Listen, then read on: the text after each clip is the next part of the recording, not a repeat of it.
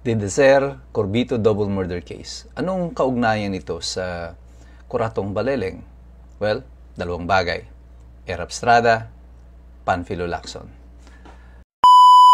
Noon pong 2000, mga around November 28, ay bumulaga sa atin ang balita na dinukot itong si Salvador Bobby Deser at ang kanyang driver na si Emmanuel Corbito habang sila'y patungo sa kanilang opisina sa Manila Hotel. Noong panahon na yon, si Bobby Deser ay press secretary ni Erap Estrada.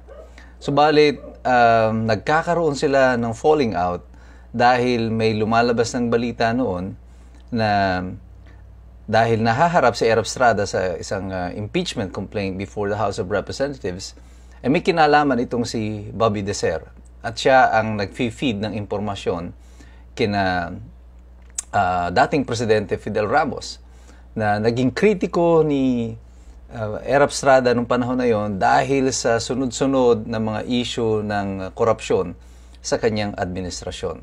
Si Bobby Deser ay dati rin bahagi ng kampanya at tumulong din kay Fidel Ramos nung siya ay nanunungkulan bilang presidente. Kaya meron talaga silang ugnayan at connection. Ayon sa balita, bago nawala si Bobby Deser ay ipinatawag siya sa Malacanang ni then President Erap Estrada at doon ay pinagalitan ukol nga dito sa nakakalap niyang impormasyon na may kinalaman si Bobby Deser sa pagkakalat ng mga impormasyon o pagbabahagi ng impormasyon na naging basihan ng pagpo-file ng impeachment complaint laban sa kanya. At noong nga November 28, 2011 ay dinukot na si Bobby Deser. Hindi na siya natagpuan at wala nang nalaman tungkol sa kanya. So, balit ang kanilang sasakyan ay natagpuan after 3 days. Pero wala si Bobby Deser, ang kanyang driver, o ang kanilang mga bangkay.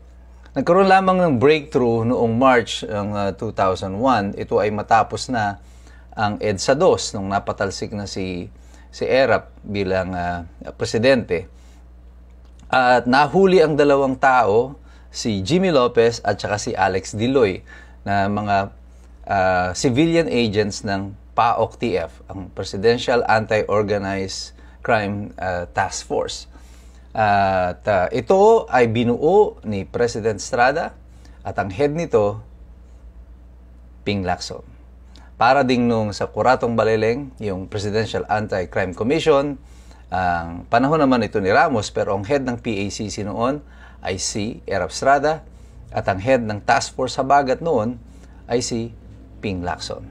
So, dalawang familiar names na paulit-ulit na sumusulpot sa ganitong mga sitwasyon. Pagka-aresto nitong noong March 24, 2001, na-aresto nga itong si Jimmy Lopez at saka si Alex Diloy. At ito ay kinanta nila ang dalawang pangalan. Nung una, si SPO Por Soberano at saka si SPO3 Mauro Torres. At di umano ay nagdala sa kanila nung ni Bobby Deser at saka ni Emmanuel Corbito. At dito sumabit na rin ang pangalan ni Chopilo Biñas, ang PAOK-TF sa Visayas, na isa rin sa mga close aides ni Panfilo Lacson. Sa pagkakadamit ni Viñas, nabanggit na rin ang pangalan ni Police Superintendent Glenn Dumlao, PAOK-TF naman ng Luzon. At ayon kay Torres at kay Soberano naman, ay si PC Police Chief Inspector Armado naman daw ang nag-order ng pagdukot kay Bobby Deser.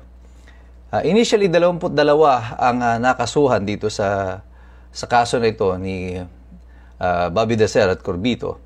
At pero noong 2002, na isama na po ang pangalan ni Michael Ray Aquino, ni Cesar Mancao, at saka ni Chopilo Biña. Lahat ay operatives po ng PAOK-TF under kay Panfilo Lacson. Eventually, si Lopez at saka si Diloy, ang mga unang inaresto, ay mga naging state witnesses.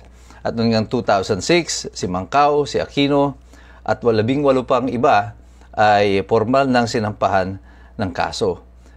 At para pong sa pelikula, biglang nagsitakas itong sila Cesar Mancao, sila Michael Ray Aquino, at saka sina Dumlao, at nakarating po sila sa Amerika.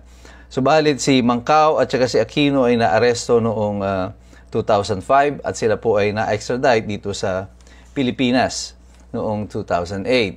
Si Mancao po ay naging state witness para sa gobyerno at ito ang naging basihan ng pagkakadawit ng pangalan ni President Erap at saka ni Ping Lacson na naging dahilan ng pagkaka-issue ng warrant of arrest sa kanya. At nawala bigla si Ping Lacson at siya ay ayon sa mga report, nagpunta sa Hong Kong, nagpalipat-lipat ng mga lugar hanggang namataan siya pati sa Europa. Pero noong 2011 ay binawi ng Court of Appeals ang pagkaka-designate kay Cesar Mancao bilang state witness. At dahil hindi na siya state witness, balik siya sa pagiging akusado.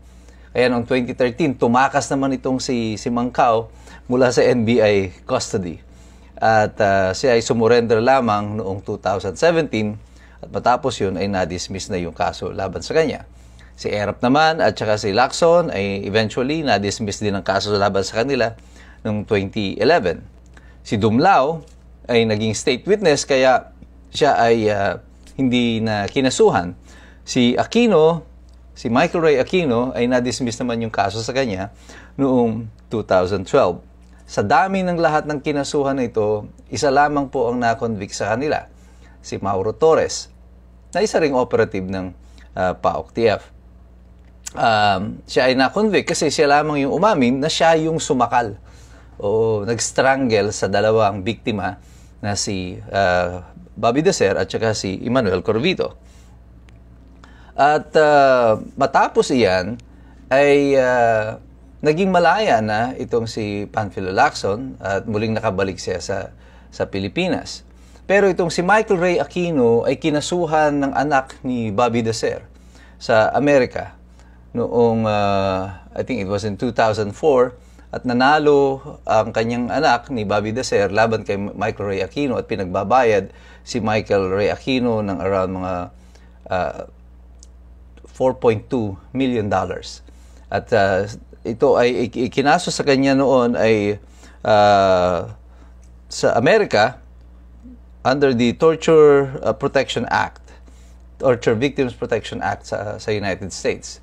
Kaya kahit nasa Amerika sila at nasa Pilipinas si Michael Ray Aquino, siya ay nakasuhan at siya ay hinatulan ng United States of America para magbayad. At ang mga iba pang mga akusado, naunang akusado dito, dalawa sa kanila ay napatay. Si Viña at si Lopez ay binaril sa dalawang magkahiwalay na insidente. At sa lahat-lahat po ng mga haba ng drama na ito, ng Corvito at saka pagkakapatay ni Bobby Deser, akalain yung isa lamang ang na-convict. At hindi na nalaman kung sino ang mga mastermind. Maaari bang si Mauro Torres, na isa lamang SPO3, ang nag-execute, nagplano ng lahat ng ito? Anong motibo niya? Anong dahilan niya? Bakit papatayin niya si Bobby Deser?